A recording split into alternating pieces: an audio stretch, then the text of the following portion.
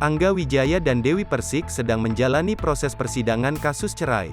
Harapan agar keduanya kembali rujuk agaknya sulit terwujud karena sudah sama-sama mantap untuk berpisah. Kendati begitu, hubungan Angga Wijaya dan Dewi Persik tampak masih baik. Terbukti saat Lebby Wilayati yang merupakan keponakan Dewi Persik menikah, Angga Wijaya tak canggung hadir dan ikut berbahagia.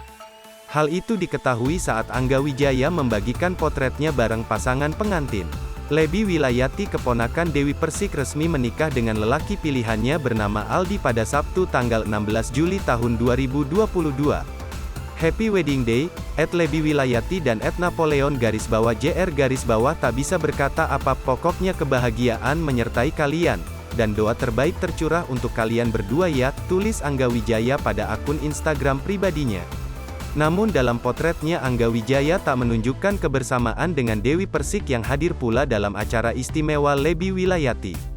Bikin warganet salut karena Angga Wijaya masih berhubungan baik dengan keluarga Dewi Persik. Meski tak diperlihatkan, momen Angga Wijaya dan Dewi Persik tersebut membuat warganet mengharapkan keduanya kembali rujuk.